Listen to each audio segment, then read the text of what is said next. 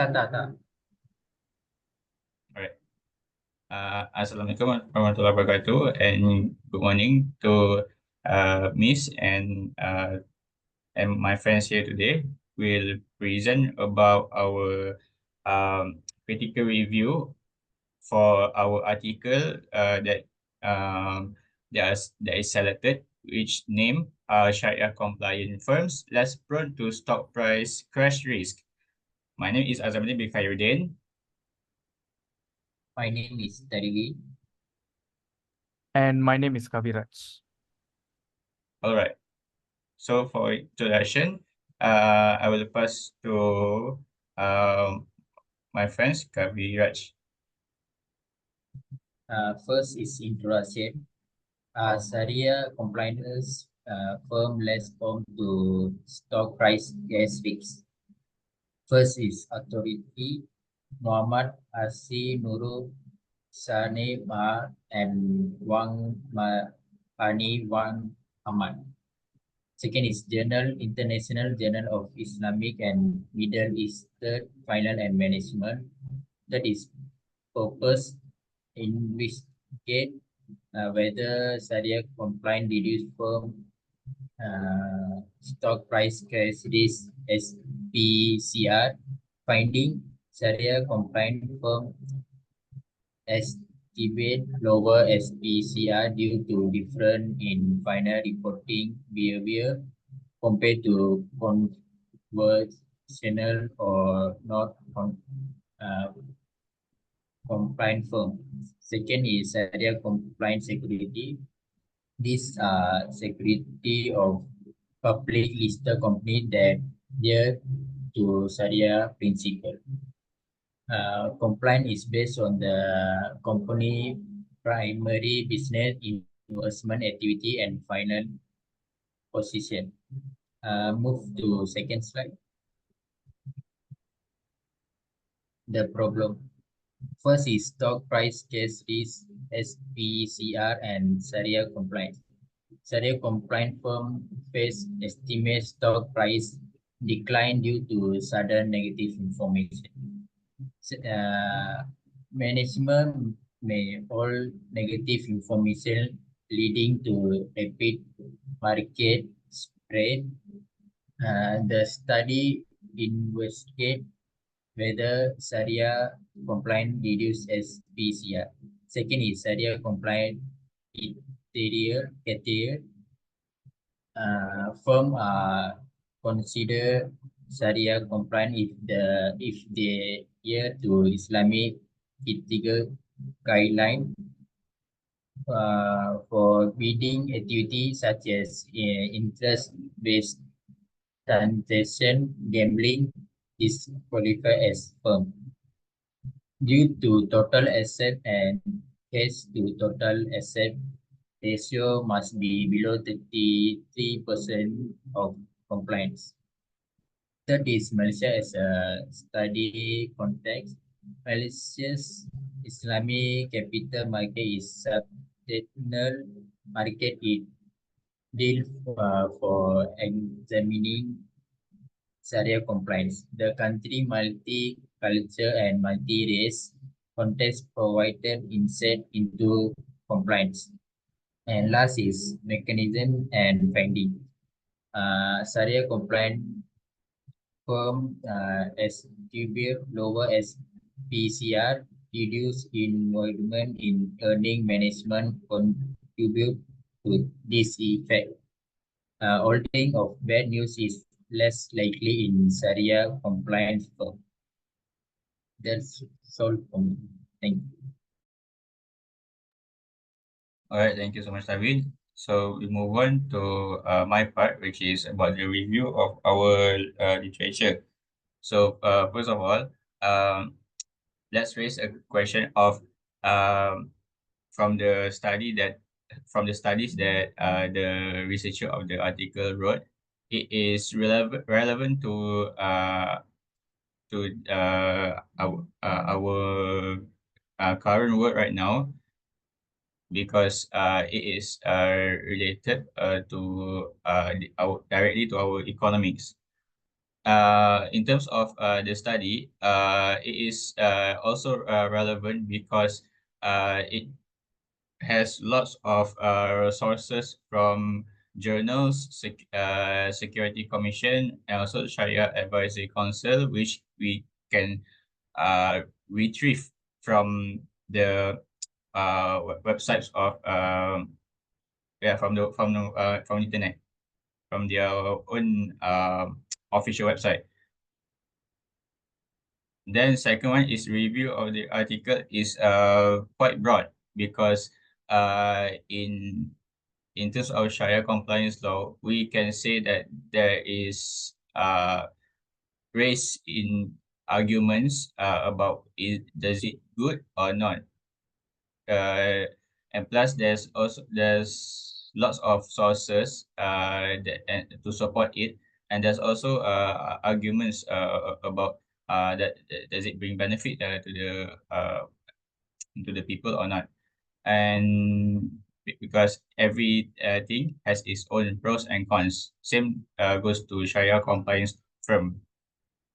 And then from the article also, the researcher provided 60 references, which mostly dated around year 2009 to 2023, which means the references is still relevant and also new to our era to make it as the reference. So it is not old, and we can relate most of the case studies from the references to this current era. And then lastly about the review is there is no evidence of bias found throughout this article because uh, when we talk about Sharia compliance firm, it's mostly related to Muslim society, to Islam. But then we do not say that Sharia compliance firm is good because of its uh, because of the majority of people here in Malaysia yeah, is Muslim. No, because there's lots of references and also sources that we can found which support the argument of Sharia compliance firm in this article. Now moving on to the design and procedures that researchers made to this article. All right. So first one, um, during this okay as I said before, the references dated from hold on a second, from 2009 to 2023. However, there's also some references that also took from the year 2001, yeah, early 2000s, because to define something, we shouldn't rely mostly on the new references. But most of the references from in this article dated from 2009 to 2013. Okay, so what happened is during that those times during year 2000s, Malaysia faced a severe economic downturn during Asia financial crisis. So that it affects a little, but then it recovers back. So the researcher collected the data from starting from 2001. So this one is just a clarification on does the researchers took the data all the way from the start of the compliance stuffs and whatnot, but no, the researcher are consistent to make the data clear. So they took the data dated from 2001 until 2023. Okay. Then the second one is quantitative screening criteria involve a benchmark of financial ratio.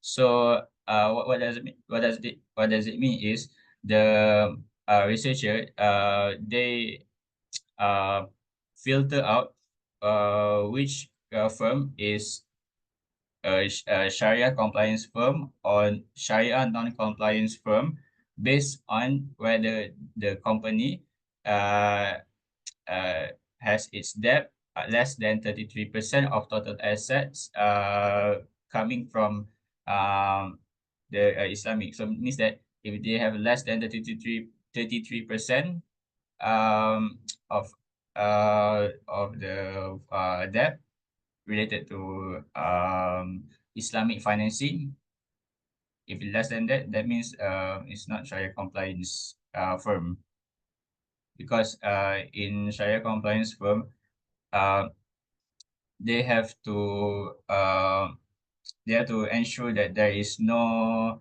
elements of interest. Okay. And then next one is preliminary level of screening companies is based on their business operation. Okay. Um, from the gist of what I've just explained just now. So this one is much more detailed because the definition itself is from the Securities Commission in 2018, declares that any firm involved in interest-based business, financial institutions, gambling, sales and production of tobacco, alcoholic products, or pork meat and gharar or uncertainty are considered Sharia non-compliance firm. So, because interest also are related to uncertainty, because it depends on the economic situation. Okay. And then next is their what they use um to find out the quantitative uh result is by they using empirical model and stock price crash risk. So the dependent variable is stock price crash risk SPCR, which is measured by negative conditional skewness and down to up volatility in firm-specific return. The Sharia compliance is measured by dummy variable.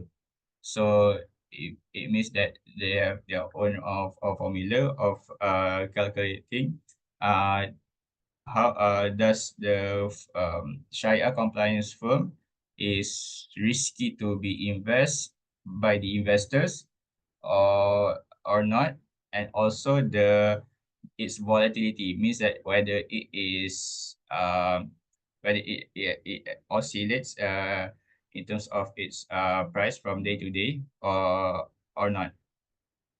So next is the studies on this article by these researchers was an original study.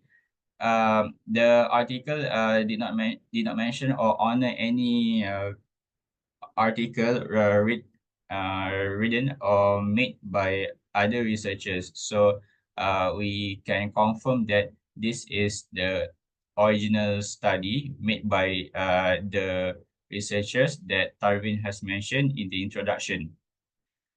Okay, and then lastly is this the study of the Sharia compliance firm and its relationship to the SPCR. um,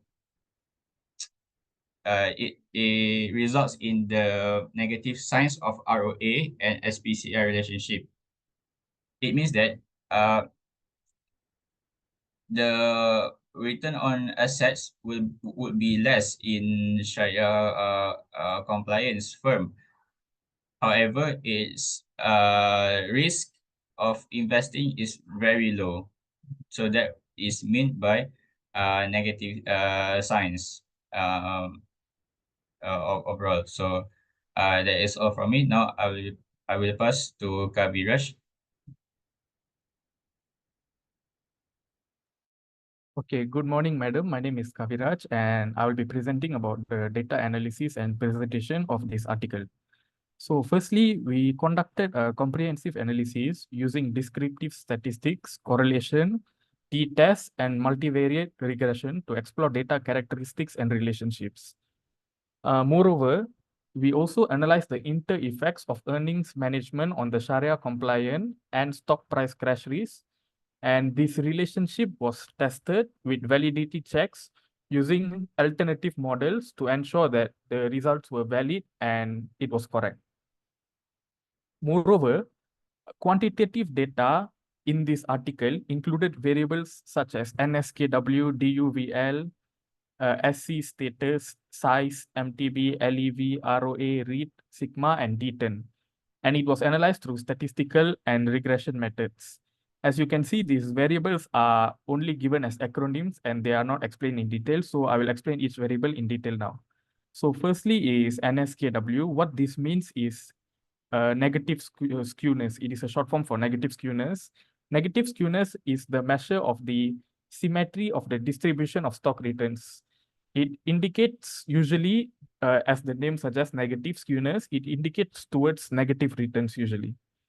Second is DUVL, which is downside volatility. This measures the volatility of stock returns below a certain point, and it also most likely focuses on negative fluctuations. Third is SC status, which is Sharia-compliant status. This indicates whether a firm complies with Sharia Islamic law principles or not. And other than that is size. This typically refers to the size of the firm, or it is often measured by the logarithm of its total assets of the firm or the market capitalization value of the firm. Moreover is MTB, which is market to book ratio. This is a financial valuation comparing the market value of a firm to the book value of the firm. And usually it indicates that there is a growth potential in the company. Other than that, there is LEV, which is leverage.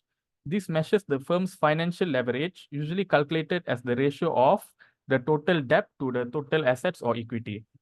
Other than that is ROA, which is of course return on assets. This is a profitability ratio indicating how efficiently a firm uses its assets to generate the profit. And it is how it is calculated is it is the net income of a company divided by the total assets. Other than that is REET, which is real estate exposure. This measures the extent to which a firm is exposed to the real estate market and how it can influence the risk profile of the company. Other than that is sigma, which is standard deviation of returns. This measures the overall volatility or risk of the firm's stock returns. And last but not least is D10, which is short form for daily turnover. And this refers to the average daily trading volume of the firm's stock, and it also shows the liquidity of the firm. Lastly, what we have analyzed is the findings that we have found reveal that Sharia compliance firms are less prone to stock price crash risk and earnings management compared to non-Sharia compliance firms.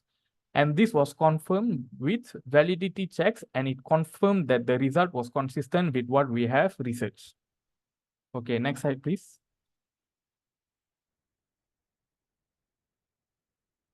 Okay, lastly, now I will conclude the overall article review that we have conducted. So basically, this study shows that Sharia compliant firms have lower stock price crash risk compared to non-Sharia compliant firms. This is mainly because Sharia compliant firms follow ethical guidelines that prevent dishonest practices and ensures transparency in financial reporting. The study also found that Sharia compliant firms are less likely to manipulate earnings, which helps reduce the SPCR.